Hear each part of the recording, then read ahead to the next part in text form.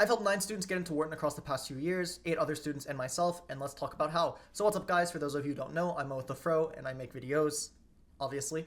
I helped with college advising, so I take students in and I help them write their college applications, and if you're interested in advising with me, you can find me at mustaphadoesstuff@gmail.com or mustaphadoesstuff.com, and you can see some of my advising stuff. Feel free to email me, I'm totally chill, and you can just be like, what's up bruv, and I'll be like, hey bruv, and we can talk about advising. I'm going to be talking in this video about how I helped 9 students get into Wharton, or 8 other students get into Wharton. These were through a variety of programs, from just pure Wharton to internal transfer to dual degree applications, and this has been over the past 3 years. And I want to talk about some of the similarities, differences between students, how to get in yourself, and just, of course, what the strategy is for getting into Wharton. And I want to break this video into 3 sections: grades, extracurriculars, essays, along with a Wharton-specific section at the end. So let's jump right in. So with regard to grades, the typical grade split that you see for students was the typical Ivy League grade split. I mean, most of my students were in the 1550 range on the SAT and just had great GPAs, close to 4.0. I mean, this is what you expect. Of course, there are some outliers, some people that are a little bit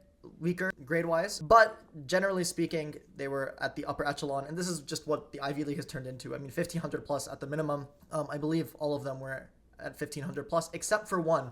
I did have one student get in with a 1240 SAT, and that was one of my international students, but this was during the test optional era, and that student happened to have a really strong GPA and great extracurriculars and was able to make up for it that way. The test optional era is no longer among us, so if you want to get into Wharton, the grade split you need is the typical Ivy grade split, as many APs as you can take. That being said, Wharton particularly cares about calculus. They just make a huge deal over it. If you can take the most advanced math that you can, this is ideal. Aside from that, any STEM APs that you can get in on really helps. I mean, it doesn't help like a ton, but it is nice to have. Physics C is a very valuable AP. It's not necessary by any means, but, Wharton likes when their students are STEM and quantitatively focused, and if you can kind of match that with some of your APs, chemistry, physics, those are nice. Aside from that, econ, micro and macro are nice to have on the grade angle. I think a good amount of my students had it, but not necessary by any means. Like, to be honest with you, the extracurriculars and the essay, like once you hit that threshold, the real differentiating facts are usually extracurriculars in the essay. And beyond that, I think that's pretty much grades. I mean, there's not much else to say. It's a pretty standard Ivy grade split. So let's talk about the more interesting portion, the extracurricular and the essays. So a lot of students ask me, when you're applying to Wharton, what kind of extracurriculars do you need? And in my opinion, I mean, to be very honest with you, I think that it varies. And business, like even across the students that I helped get in, I mean, there's a huge wide range of extracurriculars, and business can be found in anything. You could be doing something like, fixing phones for fun, and that's a totally engineering extracurricular typically, but then you can move to selling that service, right? You can move to making videos about that service and turn that into a business extracurricular. I mean, when I applied, I had some, I guess, businessy extracurriculars, like nonprofit type thing, but to be honest with you, a lot of students that apply don't have the cookie cutter, finance, investment banking, internships lined up. Actually, almost all the students that I helped get in, almost none of them had the standard, finance background. I can only think of, one that had that standard finance angle. A lot of the students that get into Wharton are actually just doing other things and then wanting to bring business into it. And I think Wharton is trying to diversify away from that finance angle. They're always going to take that finance cookie cutter angle, but I think they're trying to diversify a little bit and take students from other disciplines. And something that we'll get into a little bit later is that a fair amount of students in Wharton are dual degree students. I mean, you have 24 LSM and 50 something Huntsman. You almost have a third of Wharton in dual degree programs, meaning that a third of Wharton is doing these programs that give them some other major, or give them some other degree, actually, not even major. It's a whole lot of extra work. And Wharton likes to have those students as part of their student body. It's a testament to the fact that Wharton is not just a finance school. And that's a very typical thing that I hear from my students, that, I don't have the finance ECs, how am I going to compete? You don't need the finance ECs. Really what we're looking for is leadership-focused extracurriculars. Wharton likes those things that are going out and being president of club, or having just the resume filler, as I like to call them, having those random resume filling leadership positions are nice for Wharton. They like to see them. And then you want to have at least one, preferably 2, but at least one oomph, or a really unique EC, as I like to call it. Something where you're different than everyone else that's applying, something that you can write essays about, something that's incredibly meaningful to you, something where you went out and did something different than just FBLA, DECA, and like the standard business track. And to be honest with you, almost every student that applies to Wharton, like that's competitive, has some sort of like, FBLA, president, debate, tournaments, DECA. Those are very typical ECs. And while they can fill your resume, what we're looking for on the EC angle is more that oomph, that something unique, something where you go and change the world in some way. Now, you don't actually have to change the world. Literally, as I tell my students, the art of college is, college admissions is not being impressive, it's seeming impressive. So you don't actually have to have changed the world, but something where you're coordinating with nonprofits, you're partnering with them to try and get something, that you're working on set up, or get it like, a little bit to more eyes, or like you're teaching students and then you're spreading that to other schools where like you're, for example, teaching a class on, could be literally anything. This is a very common extracurricular that I see, but you're teaching a class on, say, like literally anything. Could be like robotics. And then you spread that to other schools. So you have schools create clubs where they teach, younger kids robotics. And that's like a, unique business EC. And then you can write essays about that. You can literally do anything. I want to stress that my students and just Wharton's makeup as a whole is really, really flexible. Like business can be found in anything. It's one of the fields, like it's not like engineering where you have to be engineering something, like, and you just need to be engineering something like to be considered an engineer. But business is really one of the fields where you can like just do absolutely anything and work with people and call it business. And the list goes on of like creative extracurriculars that you can do. One of the things I talked about in my essay was like learning Japanese. What does that have to do with business, right? I was like, I want to learn Japanese and work on bridging people together, right? And like bridging different groups of people together. And I want to take, some of the formal Japanese business classes, which are very rare among the top colleges. Very few of them offer, actually, I don't know if any that offer like business Japanese classes. And I talked about that. Really the possibilities are endless, but what we need to see is some sort of really big hitter extracurricular, getting a patent and using that for something, starting a business of your own, of course. And ideally, the big hitter extracurricular is not just impressive. It is nice to be impressive and have something where you've made a lot of money, but we're looking for a goal behind that. We're looking for a reason why you're doing that. You don't want to, this can be figured out ex post, or this can be figured out once you're like writing your essays. It doesn't need to be figured out right off the bat, but don't just write, I made $1 million. There's tons of cases of kids who have started, actually, even among my students who have started big businesses or like really done very impressive things, but didn't get in. Now, I don't think those cases were because they weren't writing the why behind why they did that. I think that was more of a grade plus a mix of other things. But nonetheless, the point is that just doing something impressive isn't enough. We need to tell the story behind it. And the art of business is, somewhat the art of storytelling. So I'll say that you need to have a good big hitter extracurricular along with why, plus, some other resume filler, math competition or like just the standard stuff. Most people have that part unlocked. And the part that most people tend to struggle with is that big hitter extracurricular. So let's talk about essays. So the Wharton essay prompts have changed throughout the years, but currently it's in the format of 3 essays, 200 words, and the first one being the thank you note, which I would say is like the creativity essay, so to speak. The second one being the community essay, and kind of tell us about your community and, your place within it and how that gives you a unique perspective at Penn. And the third one being the Wharton specific prompt. Tell us about a problem in the world that you want to solve and how you hope a business education will help you solve it. So breaking down these essays, I think that we can kind of bucket them. If you take the thank you note, I consider that to be the creativity essay. Are you doing something? You're giving me a unique answer to this. I don't want to just read thank you, father, for like raising me. Every kid says that. Thank you, brother, for supporting me. Like, it's a very generic essay. We want to see specific things. We want to see things that are unique, that are specific, and that are something that other people aren't going to write, which is what unique means. With regard to the community essay, I think that Penn wants to really see what you're going to do at your time at Penn, and that's the goal with that essay. So what are you going to do while you're here? What unique perspective are you going to bring? Are you going to bring a unique cultural perspective? It doesn't have to be cultural. You can bring a unique kind of just business perspective or something like that, or a unique, kind of like way of thinking. It doesn't have to be strictly cultural, but that's something that people often reach for with that essay. And with regard to the third essay, you have the why Wharton essay.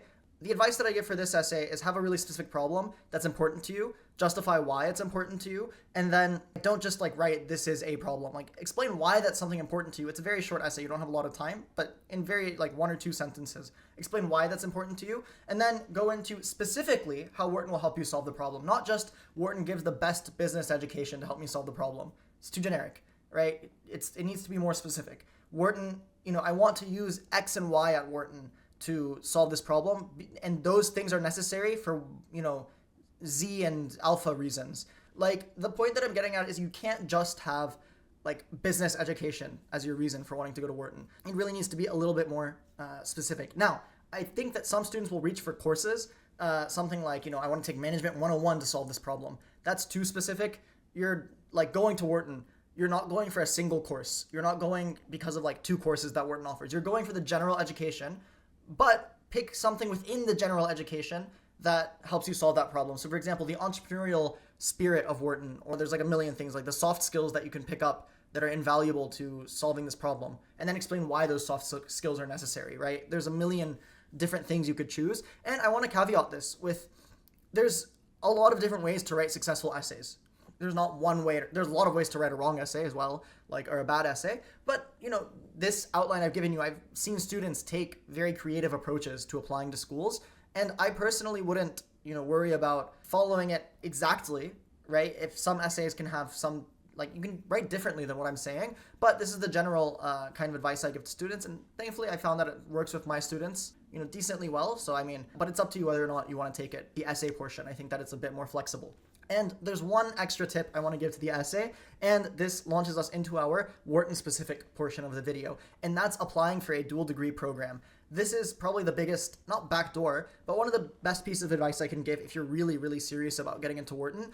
The dual degree programs, if you fit for one of them, are incredibly great ways to bolster your application to Wharton. And let me explain. This is a bit of a complex kind of internal thing that goes on at Penn, but I'll explain to the best of my ability. So, when you apply to Wharton, if you remember, you get those 3 essays that I just mentioned.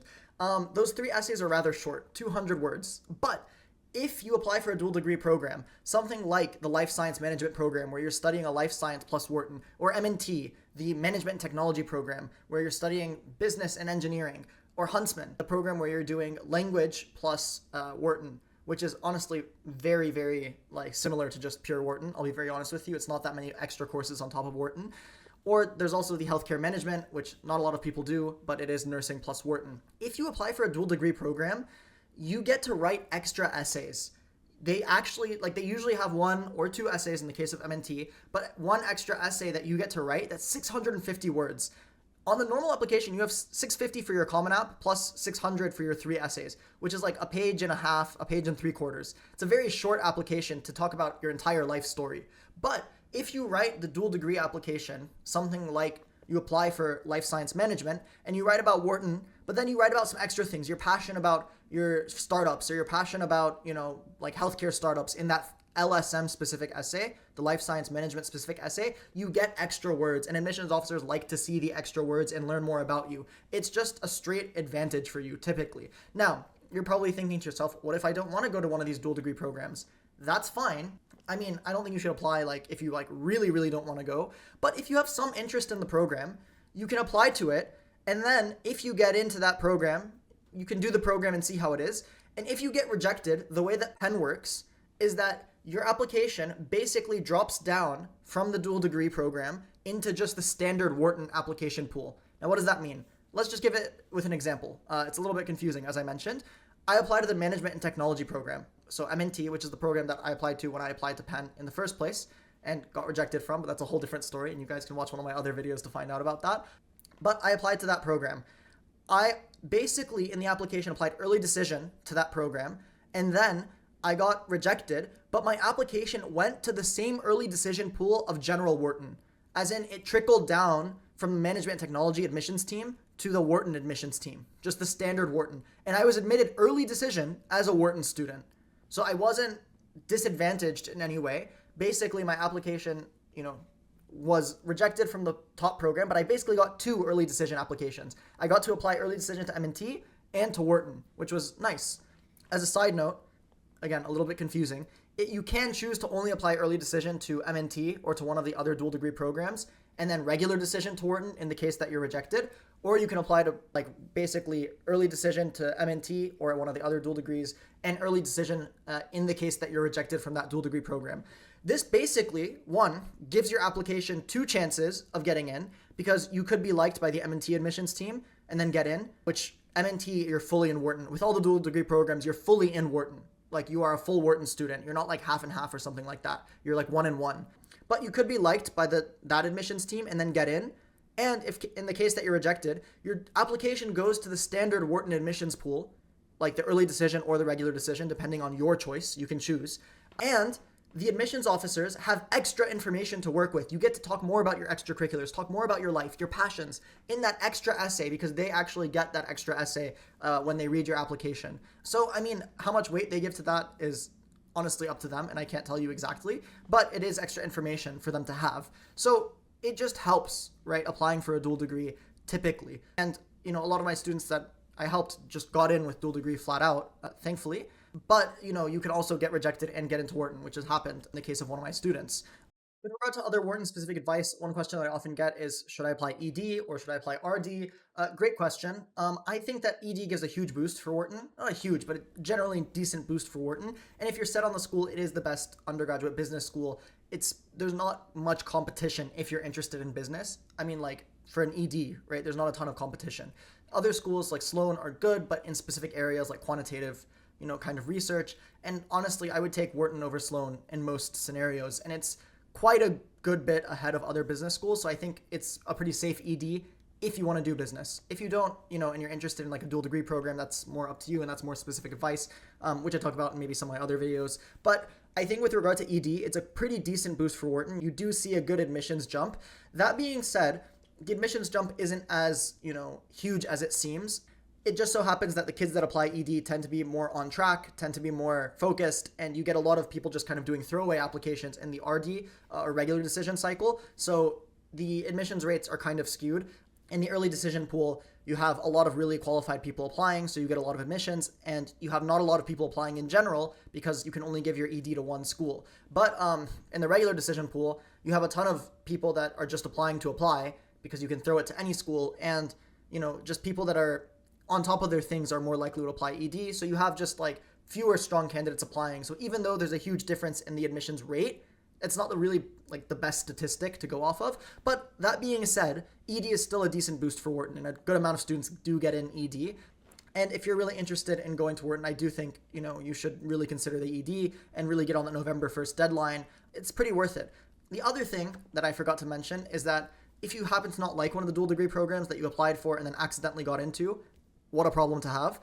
You can drop the other part of the program. You can just do pure Wharton, which occasionally, very rarely happens, but it occasionally happens. But usually people, you know, realize that the program has benefits and want to stay in it. But it is possible if you're really like, I might hate this. I don't think you should apply if you think you're going to hate it, but, you know, if you do end up hating it, you can do that dropping of one of the degrees and go back to just pure Wharton. And the final piece of advice I want to offer, which is something I talk about in my last video, in general similarities across my students that were applying and differences across the students across the years, is I think that we're seeing a greater trend as of late into better grades. I do think we're seeing just a trend towards higher grade requirements, and admissions officers change. The dean of admissions actually recently changed at Penn a couple years ago, but recently changed.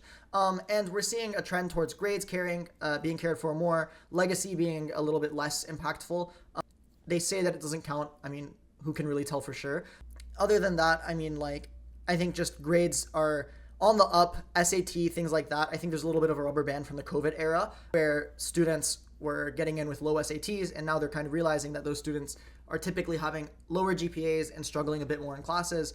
So they're deciding to rubber band back with the test requirement coming in next year for the first time in like 4 years. It may even be 5 years. And just in general, we're seeing, you know, a care for APs and things like that. Not a huge care. You can definitely get in without them, but having them does really help, and having those high scores really does help. So if you're applying to Wharton, we really want to hit that 1550 range, as we mentioned earlier. And this is kind of just a trend across my students and what I've been seeing. Beyond that, and beyond the academic trend, we're seeing a shift towards entrepreneurship from Wharton. We're seeing a little bit of a shift away from traditional finance. a little bit. Wharton is still dominated by finance, do not get me wrong, but I'm seeing my students get in with other stories, right?